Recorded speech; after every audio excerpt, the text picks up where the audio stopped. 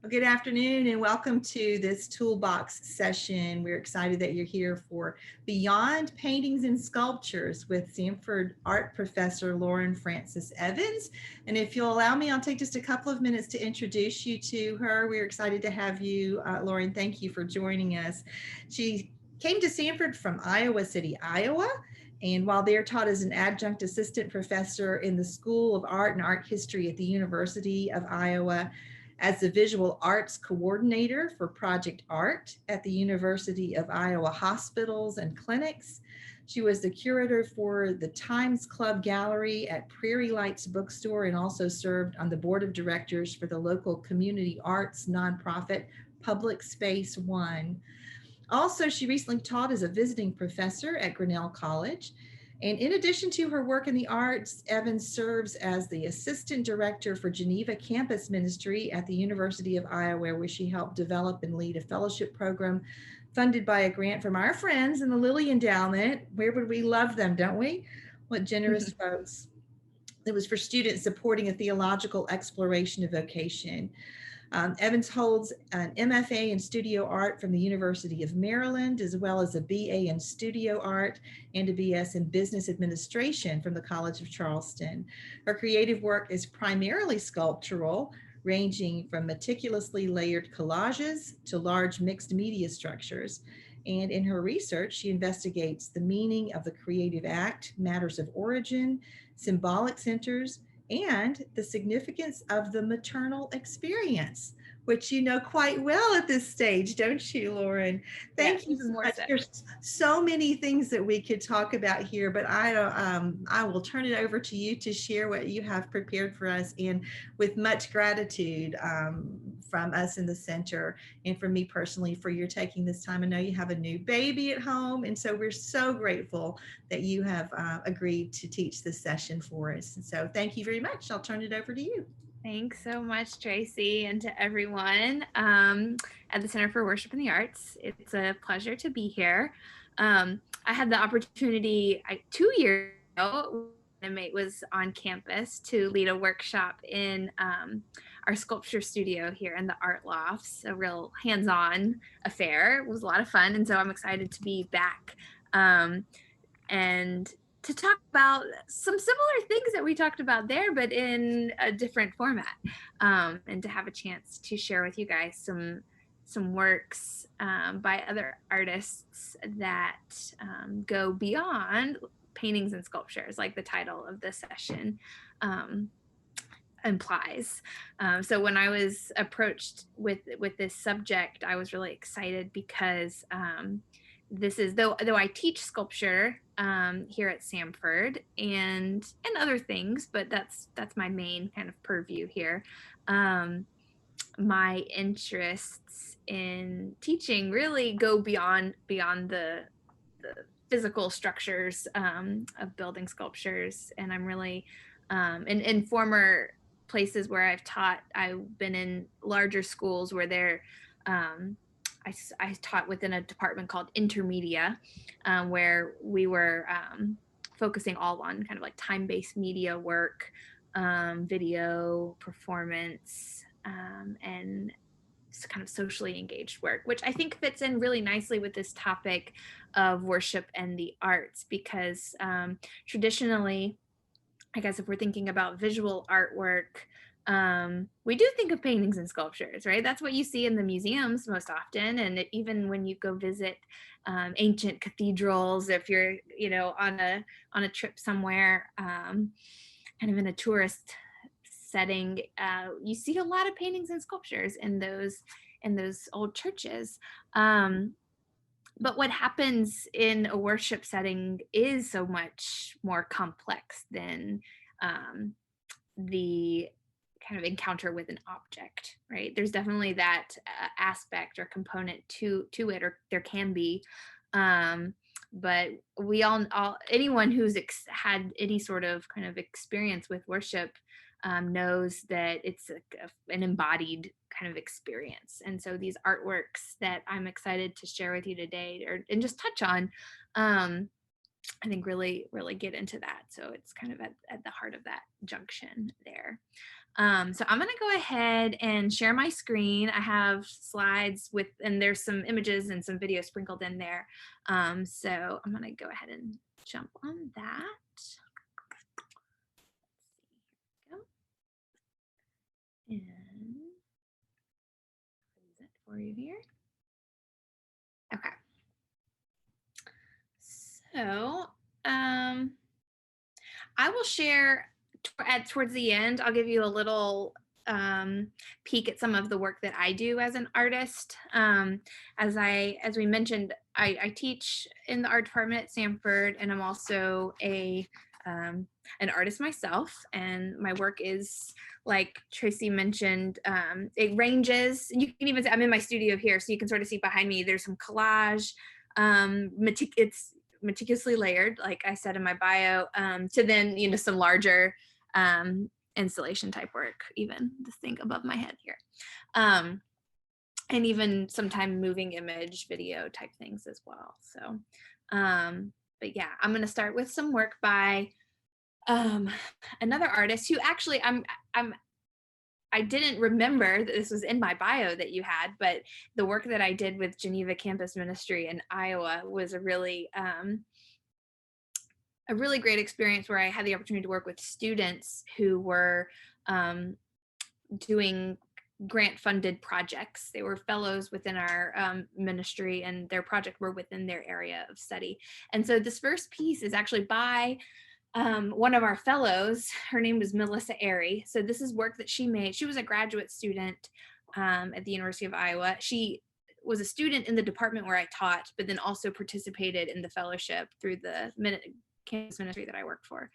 So that was a really cool collision of these two different roles that I had. And this work that she actually applied to graduate school with, it was one of her submissions, was so powerful to me. And so I wanted to start with this. So it's a 20-minute video. We're not going to watch the whole video, but I'm going to let it play for a few minutes. And I encourage you, it's very still, quiet, contemplative, like many of the works that I'll be sharing with you today, or some of them. And we'll save some discussion of it till afterward, but it is called Ghent Altarpiece, which is a nod to an artwork that we'll look at a little bit more afterwards. But let's spend some time. I encourage you, as you watch it, maybe feel free to jot down notes of things that you notice. There's a lot of repetition, but maybe just any kind of little things that you might pick up on. The artist, again, titled this Ghent Altarpiece. I'll go ahead and move to the next slide. And she says in her statement about it, which is a brief statement, that in this piece she's in a way telling the salvation story, much like the altarpiece at the cathedral would have been doing. The purpose would have served, although she's done this with moving image. So I'll go ahead and let this play for a little while.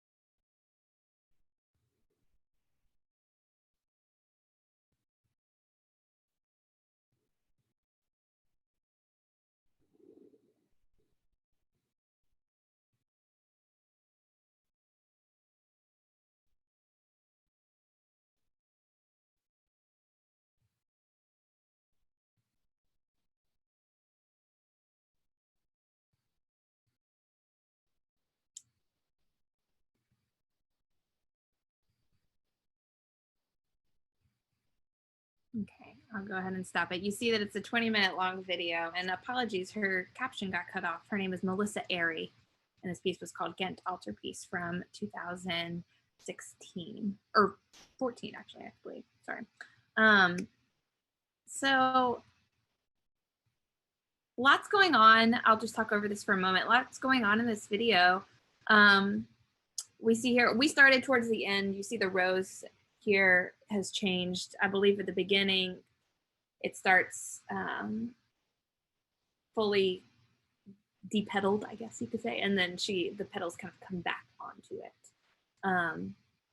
So let's move towards now the piece that she's referencing is called the Ghent Altarpiece.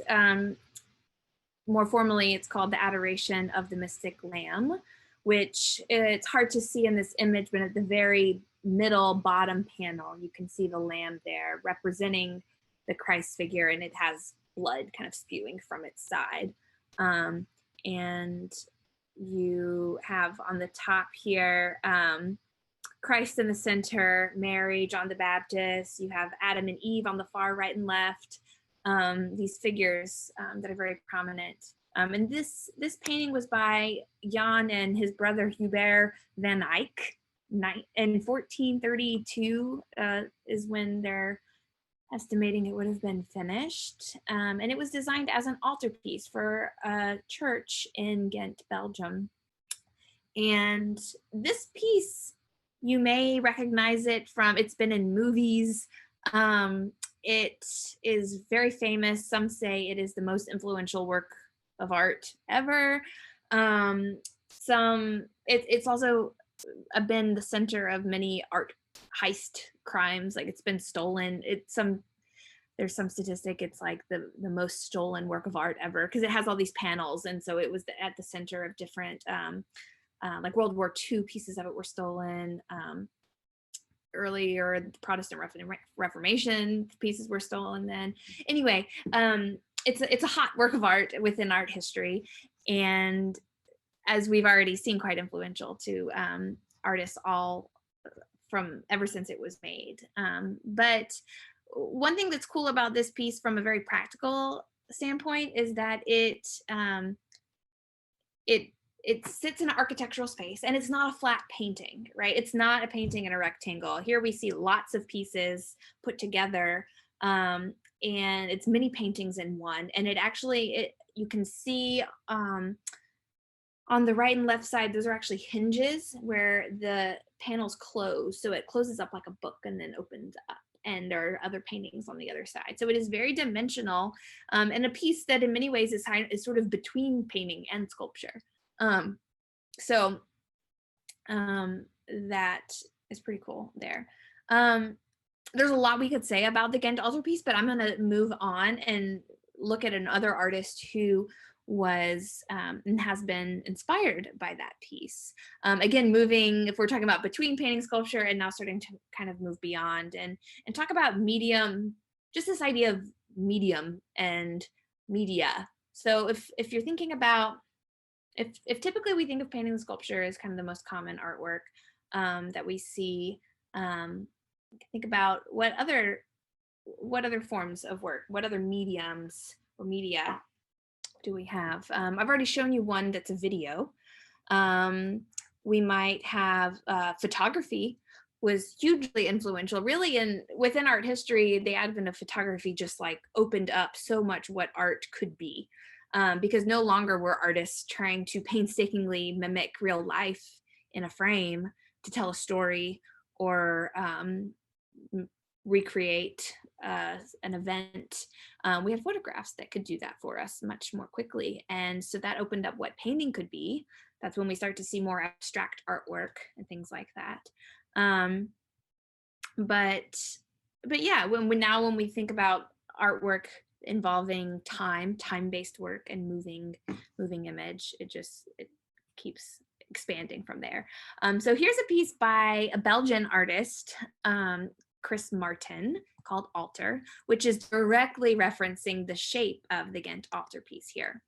And he has installed this is made of steel. He's installed this piece in many different places, ranging from very picturesque shorelines to cityscapes.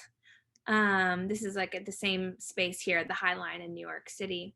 And even more recently, I believe this is currently on display now at the cathedral, at the church where the Ghent altarpiece was originally installed and where it has since been returned. It was restored and is on display there now. Only, I believe, this year it went back up. And so his piece is there. And there's something we could really look at this and muse on it for a while. I think this idea of the empty frame. So we don't have the pictures in it, but we have the frame, and it's framing everything we see, and also our sense of perspective. So everywhere you stand, you're going to see something different in the frame, which I think kind of opens up a lot about this idea of, everyone sort of coming at things with everything, who they are, kind of your own perspective.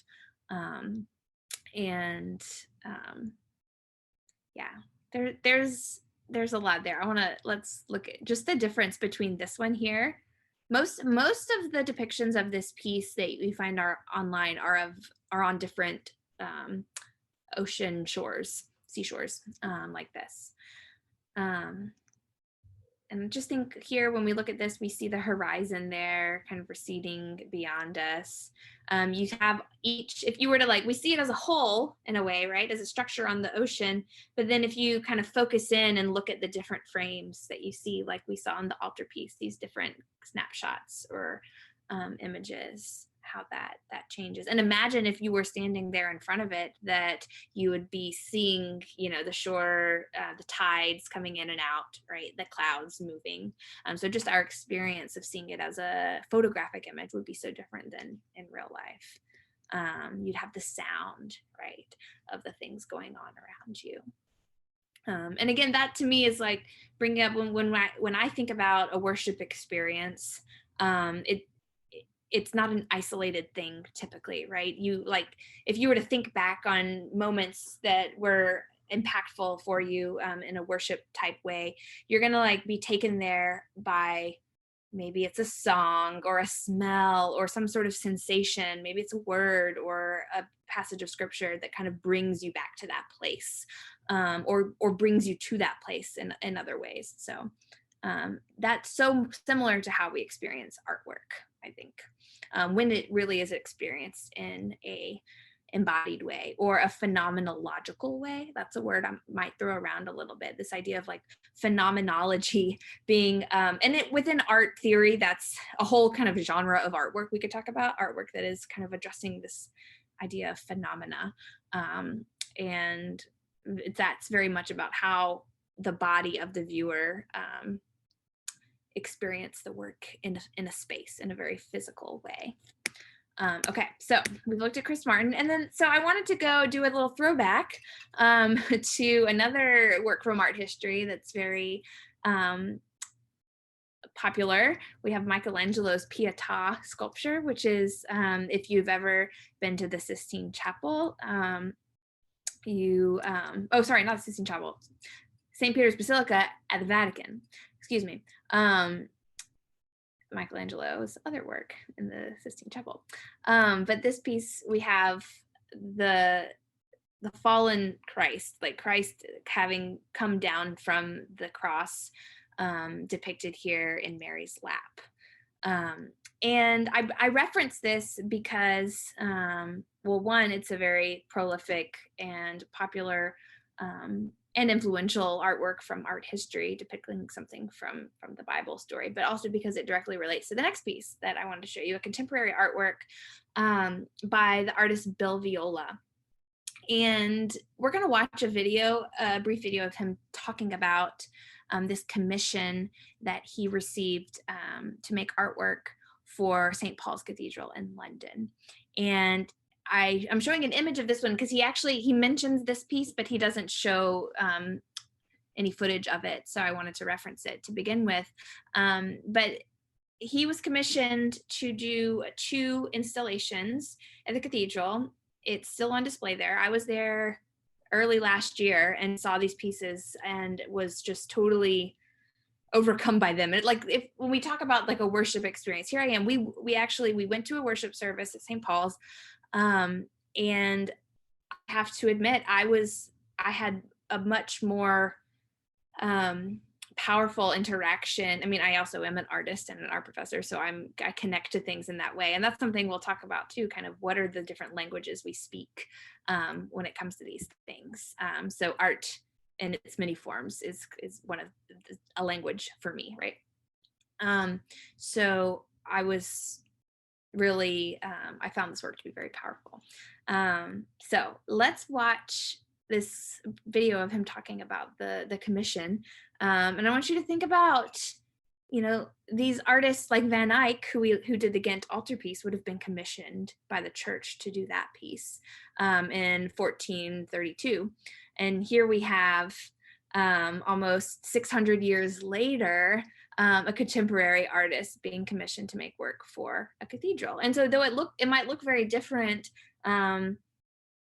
what should we expect? Should we expect to see work like, you know, the Ghent altarpiece, very highly rendered oil paintings, because that's what was done when the churches were built? Or I personally think it's pretty cool that we're in some instances able to see contemporary work made by living artists today, kind of coexisting in these places of worship. So here we'll watch him talk about that. This is only a few minutes, 4 minutes.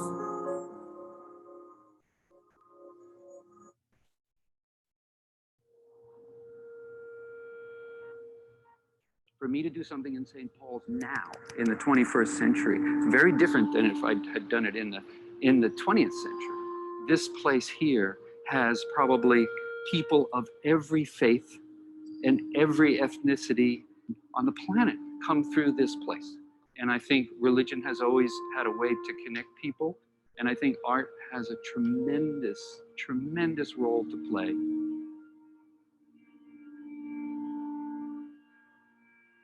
When I started talking with the church about a piece, it was absolutely perfect because the both of us were going really slow. It took actually years for this thing to sort of really connect and gel and then become what it is right now. They told me that there had been some paintings there in the early part of the 20th century. The subject matter of those paintings was Mary and martyrs. They said to me, well, you know, you don't have to take on the subject matter if you don't want to. But of course, what they were really doing is throwing me a challenge, you know, can you do this? It's really about what would you give your life for? I mean, that's a huge question. And that's something most of us don't have to face every day.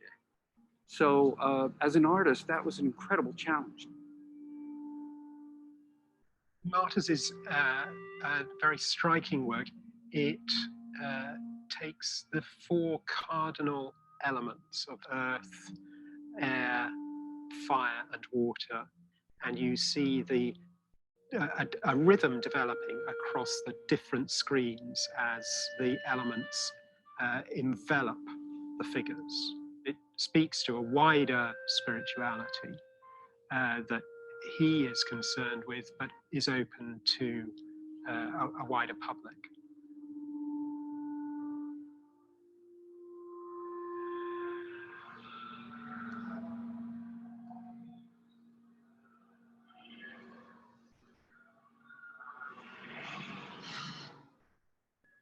We're showing tiny deaths in the galleries in order to make a link across the river to the work that is being premiered in the cathedral. We thought we would go back to an early work to show the trajectory across 20 years of his career. I think the relationship with martyrs is the idea of the physicality of the body being disintegrated, in which real deep concerns about where we are, where we're going to, have become the central activity around which Fiona is making his work. immediately people say, oh, it's video or it's a plasma screen. What I work with is light. I work with pure light. One of my main working methods is to reach the place of emptiness so that you don't have another idea to fill that gap. You don't really know what you're going to do at the next moment. And that's when if I catch it right, that's when I turn on the camera.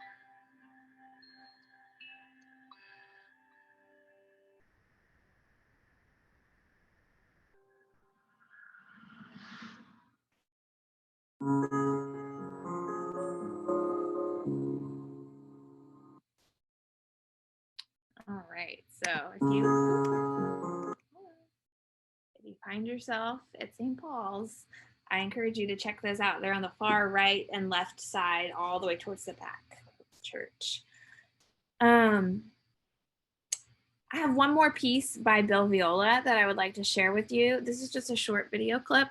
And oh, well, you see it here. I was gonna wait to tell you the title of this piece till after you watched it, but you probably see it here on the slide. It's titled Ascension. So that might think about that and what that word means to you as you watch this. Again, it's very slow and still. And oh, I should also mention the artist Melissa Airy, the first film we saw. She definitely, having made that piece as a student, would have studied the work of Bill Viola. So he is, a very important, probably like the most important contemporary artist making video work, you could say, or one of the pioneers kind of this type of work. And you can probably already see the similarities or the influence on her piece there, involving performance and even what we typically call durational performance. So something like the martyrs who were there, those videos of each of them would have lasted quite a while, with getting drenched by the water or the dirt piling up, and it would have lasted quite a long time. Okay, so I'll play this for you. 2 minutes.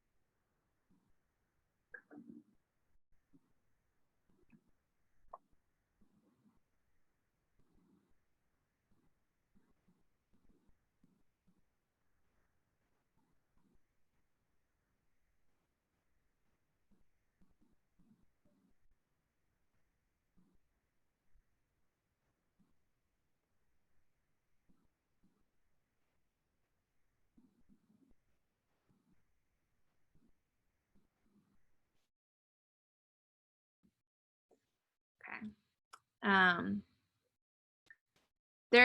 We could watch this piece over and over again. I think you would see something new every time. I do. I've seen it a lot of times, and I was watching it last night, sharing it with my husband, kind of going through these slides, and he remarked at one point, "Oh my gosh, I see a skull."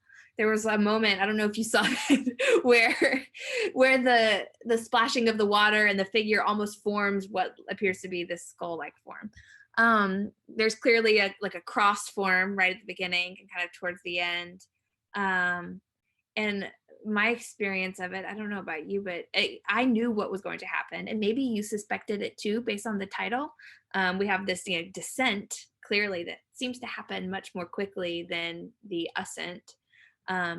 Even though I've seen it so many times, it like makes me anxious just waiting for that rise. It's like going down, down, down in a way that it's a very like I feel it in my body in a way, which I think it's pretty cool when art can do that. And I think this durational performance type work, though it can be more difficult to look at, like maybe if you were to see it in an art museum, you might just kind of like glance and walk past it, because sometimes you're like, oh, 20-minute video, I don't have time for that. Or, we so often look at artwork for just like split seconds and move on. But at least in my experience, I feel like this type of work kind of forces me to be still for a moment. And so even though that was only 2 minutes, okay, hold on, we'll move forward. Okay. So I promise I'm not going to show you a bajillion videos, but a lot of these works are better experienced this way. This is a piece by an artist, James Turrell, and he is probably the most famous, or if we're talking about pioneers in these different genres, in the genre of like light art. So art using light, he often fills spaces with light in these different ways, very much to elicit this phenomenological experience. There are some times where you enter one of his installations and it feels pitch black, but then the longer you stay in there, your eyes adjust and you start to see depths of space and colors and things like that. So I'm not going to show you that type of work today, but this is work that he's recreated many times in different settings, called Sky Space, and he cuts these, or it's not as simple as just cutting a hole out of a building. The buildings are engineered to accommodate these skylight kind of spaces, but they're totally open to the elements. And I'm just going to show, this is a time-lapse video of one kind of a span of, I don't know if it's 24 hours or 12 hours or something, probably 12 hours, but it's very brief here. We'll just watch this short clip of it.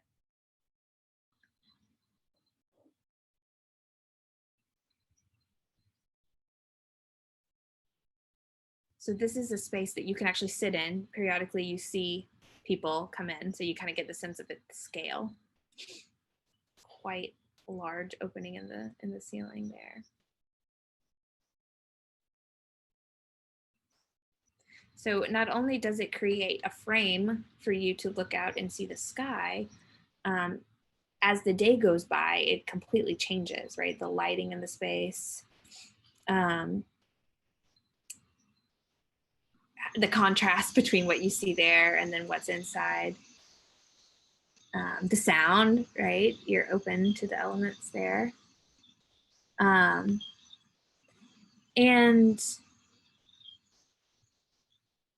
so I'll move on to this next. That was one that an installation he did at a structure in Israel. And these next two images are of Quaker meeting houses that commissioned him to do a sky space installation. And James Turrell is a Quaker. And so as, I don't know if you know much about the Quaker practice or religion, but part of their worship experience or how they convene, rather than, a pastor preaching from a pulpit, their service is involves sitting in a space like this and being quiet and listening. And periodically people might stand and share something that is put on their heart. But it is very much a practice of listening and being still.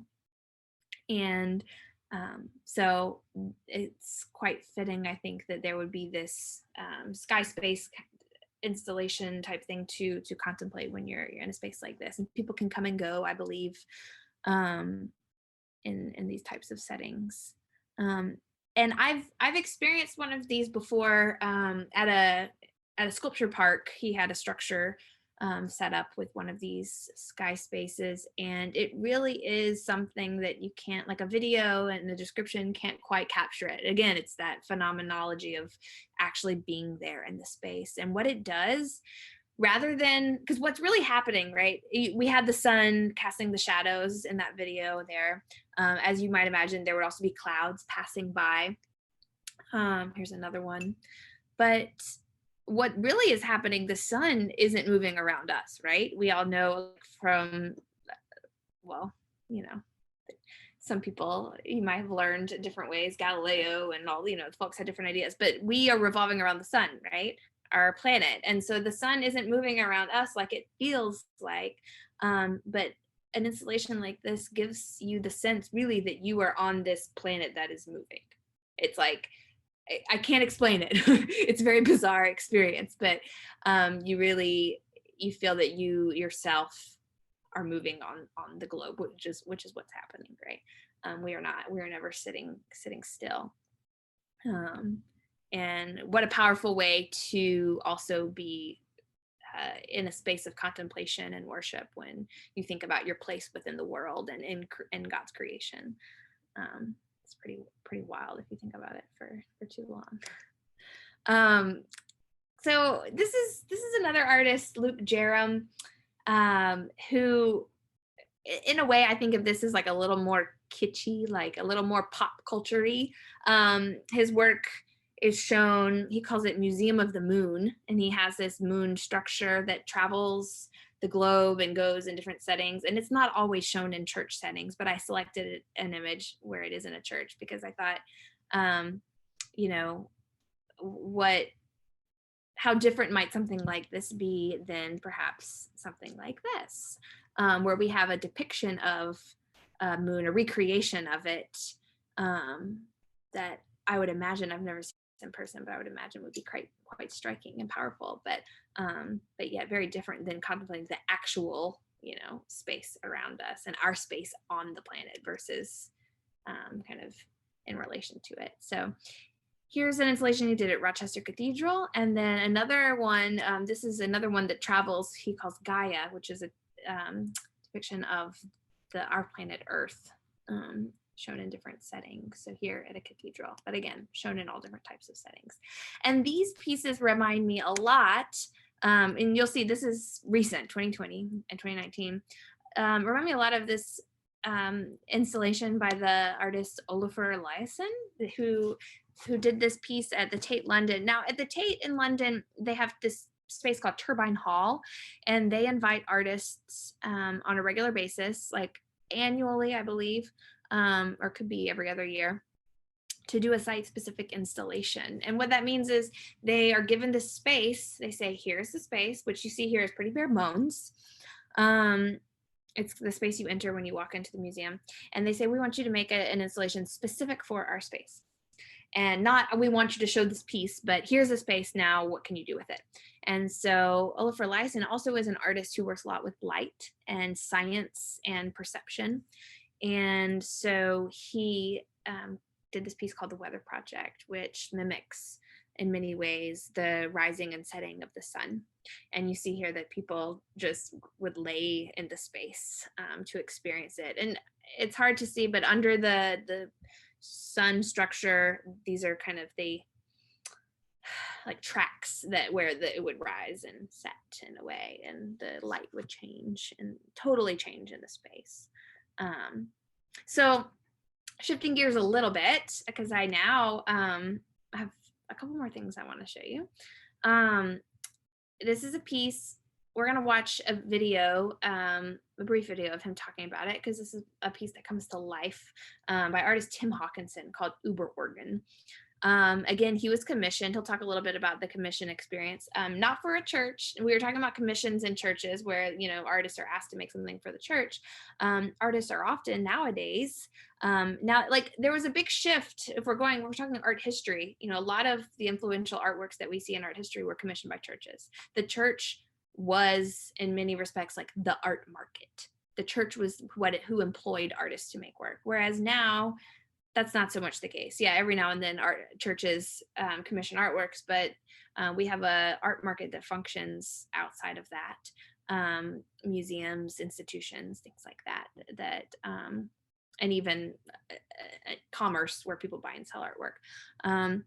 So this is an artwork that was commissioned for a museum. And I'll leave it there. And he talks a little bit about that process and the piece itself. I just said that I never make preliminary studies or anything, but for the Uber organ, I did make models of balloons. That process involved being approached by Mass MoCA, and they wondered what I would do with a space that was basically the size of a football field. I came up with this idea of using inflatables. I think I was just a little nervous about filling 15,000 square feet. I didn't want to get caught short-handed, so I felt much better seeing these little models in the space. It was going to have a real strong physical presence, but I felt like it needed to also have this audible component.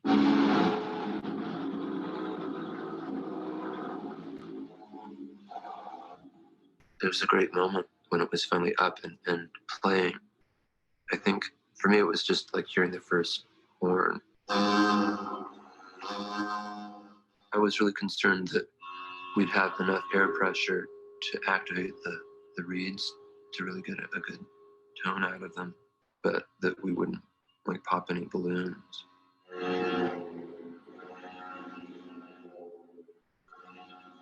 Something that large really does have to be under a tremendous amount of air pressure to get sound out of a reed. I used fishing net and tailored that around the balloons, and I was able to further define them, cinch them in. It was neat. It was a really quick way of controlling a huge volume. Mass MoCA was one big, long, kind of narrow space. The gallery in New York was divided into like 6 rooms, one gigantic room and some slightly smaller rooms. I was afraid that the sound quality might be lost, but in the end, I was really happy with the sound.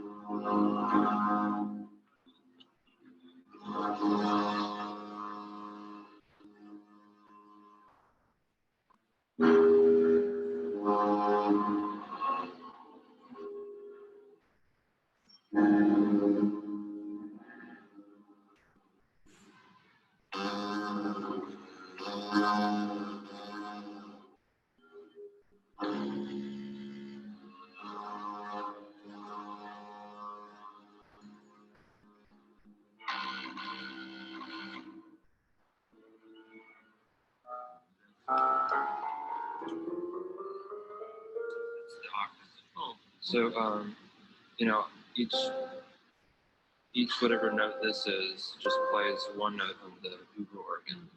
But why is this working? There was a time when he made musical instruments, for instance. He took banjo lessons, and he was probably about 12 or so. I've been interested in music for most of my life, I guess. At one point, I thought maybe I would be a musical instrument maker. I had made a mandolin and a guitar. The keyboard consists basically of these photosensitive switches. So by covering one of the switches, blocking out the light, you trigger one of the notes. So you can stop it at a blank space and play it like a piano, like a light-sensitive piano. It's all based on a score that I put together using lots of old church hymns and Sailor's Hornpipe and Swan Lake.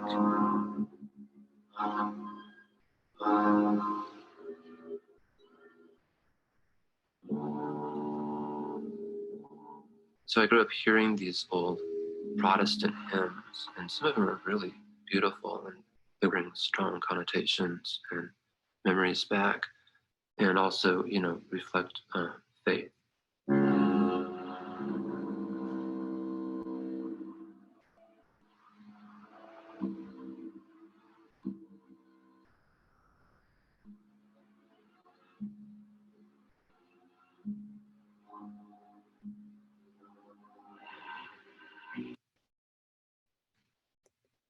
You're probably tired of hearing that sound over and over again.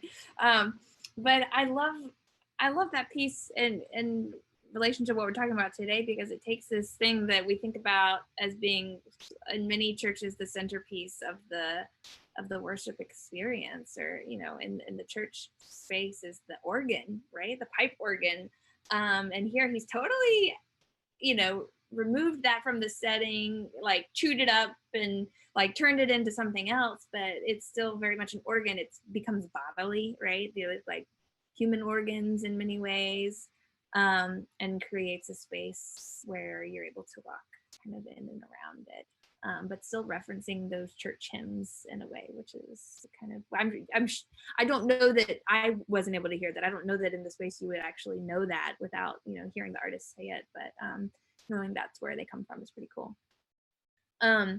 So a couple more things to show you guys. I just wanted to throw, this is just a screen grab from looking up a definition of the word, but if you haven't already kind of heard this talked about this way, I wanted to bring this to your attention, this idea of the Greek word pneuma, which now, like in our English word, I teach sculpture, so I think the first thing I think of is pneumatic power tools, which are air powered tools. But in the Greek scriptures, this word pneuma was used to talk about spirit.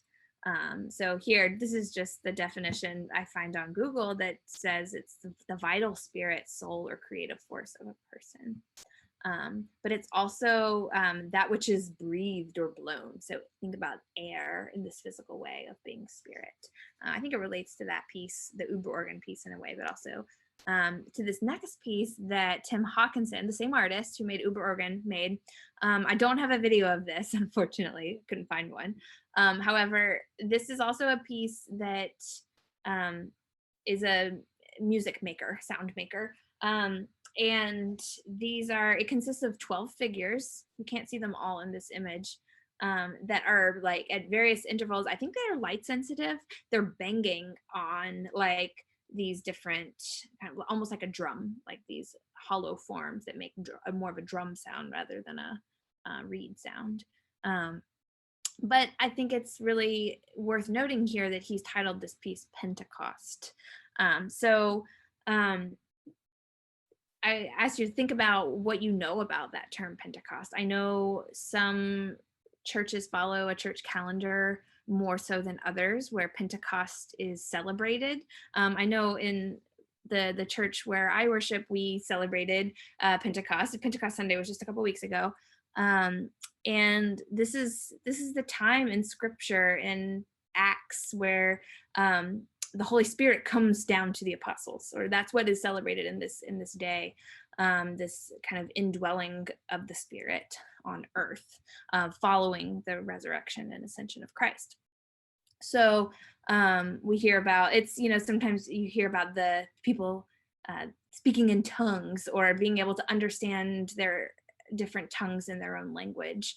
And one way on Pentecost Sunday at our church, we were asked of the person leading the sermon, what is your fire language? Because they talk about tongues of fire coming down upon the people, and that the Holy Spirit, actually here, I have the scripture here. So we have, when the day of Pentecost came, they were all together in one place. Suddenly a sound like the blowing of a violent wind came from heaven and filled the whole house where they were sitting.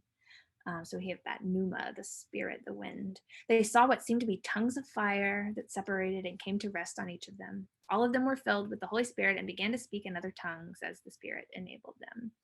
I want you to think about, we were asked at our service, what is your fire language? So these tongues of fire, like what language do you speak? And for me, I answered as an artist, not just art, but sculpture, this working with my hands and not always knowing what's going to happen until I'm able to step back and reflect on it in a way. It feels as though that's a way that, even if I'm not consciously doing so, it feels like that is a way that the Spirit is able to speak through me in a way. So for some of you, that might be, playing an instrument or moving through dance or singing, or, we're here thinking about different ways that we use the arts, but it could be other things, of course, as well. So this idea of Pentecost has been sitting with me in a kind of special way. And so I was really moved by this piece by Tim Hawkinson called Pentecost. And here's another, a painting by the artist Andrew Wyeth, also called Pentecost. So now thinking about that pneuma, the spirit, the air moving, we see kind of the effect of that here. And I have one more brief video that I want to show you before we wrap up. And this, I just like, can you believe the similarity here between this piece, which is a painting, and then now we have an installation, again, at this very like massive space where artists are often commissioned to make work. This is a piece called Event of a Thread by the artist Anne Hamilton. And you'll see in this video, she doesn't speak about the piece in particular. She's answering a question about what is creativity. But what you're seeing happening here is the movement of this piece of fabric is being kind of driven by these people on swings. So it would be sitting still, but if people are swinging, it's causing the threads to move and pull it in different ways. So it's really powerful and beautiful. And you see people laying underneath it, just watching the fabric move, other people swinging, experiencing it in different ways. So as we watch this clip of her talking about creativity, I want you to just jot down as you hear certain things that are powerful to you.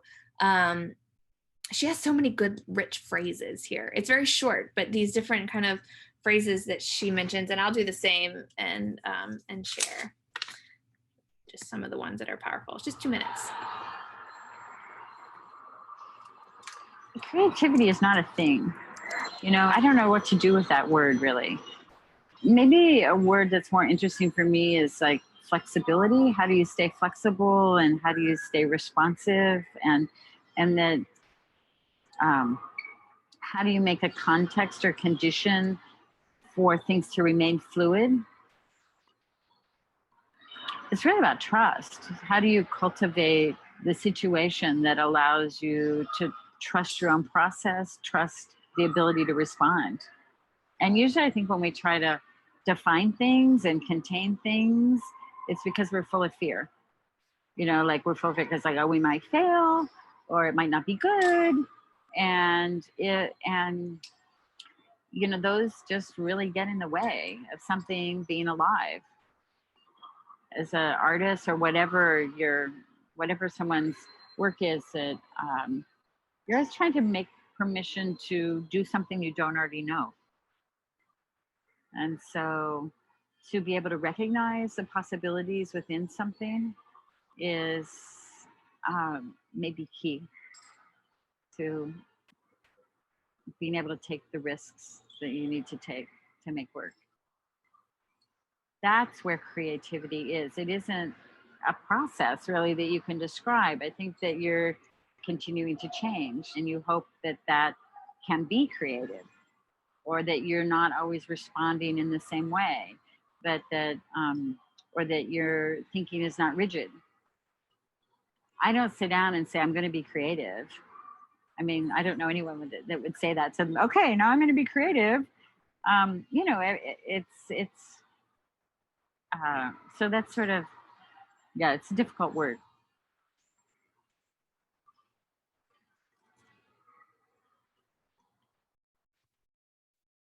So some of the words that I'll just read off, some of the words that I jotted down. Not a thing. So creativity, not a thing. She talks about flexibility, being responsive, to remain fluid, to contain is to equals fear in a way. She says permission, possibility, risks, not rigid. Again, those are just things I jotted down, but I think the way she speaks of creativity, we could, if you were to if you're watching this, the recording of this, I would encourage you to go back and listen to her talk through that again, and think of it as in relation to worship. And when you think about what is worship, and how do we facilitate that? I think there are a lot of like eerie parallels there. So for sake of time, I've just got a couple slides just to jump through. This is a piece that, in thinking about my fire language, if we're going to phrase it that way, or kind of how does the Spirit move through me, as we're talking about creativity, like I said, I'm a sculptor. I work with my hands. And so this piece by the Mexican artist Gabriel Orozco, which he titles My Hands Are My Heart, is one that's always really stuck with me. And this is one I actually referenced in my last Animate session, where we actually made castings like this with our bodies. So he's basically creating a heart with his hands. And to me, that's just such a beautiful image. The immediacy of that. So to close, I've got a couple images of my own work, so you kind of know where I'm coming from personally. I mostly make sculptures, and you can see there on the wall some 2D collage type work there as well. This is a piece I made earlier in 2020, or a little over a year ago, which is titled On Call, and not C-A-L-L, but sorry, I should have typed it here. Call as is C-A-U-L, which is the sac that a baby is in, the amniotic sac before it's born. So we think of like when a woman's waters break, it's the call that is coming apart. So there's this phenomenon that's very rare, but some babies are born on call. So in is what I mean by that, like in their call sac. And so these are images that I found online of babies that have been born in their call sac. And I have printed them. There's 4 or 5 of those kind of together here, kind of mashed together. They were printed on fabric and stuffed like a pillow and then held up. And you get a sense of the scale here. This is like about human scale, about 5-ish feet tall. So hands, it's actually more recent. Hands have figured quite prominently in my own work as imagery themselves. They're kind of holding things up. This piece you can actually see behind me on my wall. But these are hands quite larger that are holding an umbilical cord. So as Tracy mentioned in my intro, my bio, my research interests kind of surround the maternal experience as a mother myself. That's given my work a lot of meaning. So kind of there are a lot of like birthy imagery in my work, I call it. So this is an umbilical cord, a photograph of it that has been kind of manipulated and stretched and then printed on fabric and stuffed. And you can see it's quite large there. It's about 5 feet wide. You can see behind me. And this is kind of that, if you've ever played those hand games called these string figures or like Cat's Cradle. This piece is called First Position. And that's what if you were to like get a book where they were talking about string figures, this would be the starting position, first position, which to me holds a lot of potential for kind of just possibility of life itself and kind of creation and all of that. And then my last or most recent piece that I just made not long ago, I called this To Have and to Hold. And so again, these are those call babies being held. And then my last image is, this is a still image, but of a video projection that feel free to Google it. It's on YouTube. If you look up Lauren Francis Evans on YouTube, you can find it. It's like one of the only videos on my channel. And it's called Indwelling. And it's a 40-minute looping video of my stomach videos I took of my stomach while I was pregnant with this child here and this that's pictured here. So lots going on there that we could talk about and unpack, but I'll leave it there in closing. Thank you so much for letting me, geek out about all the artwork that I love. This is one of my favorite things to do. And I hope that there are some things here that kind of will prompt further reflection, both in how you experience artwork, perhaps in the future, and your own kind of embodiment in the things as you move around in the world and think of it in that way. And then also your own various worship experiences, and thinking about how all those things relate. So thanks so much for having me. I really appreciate it.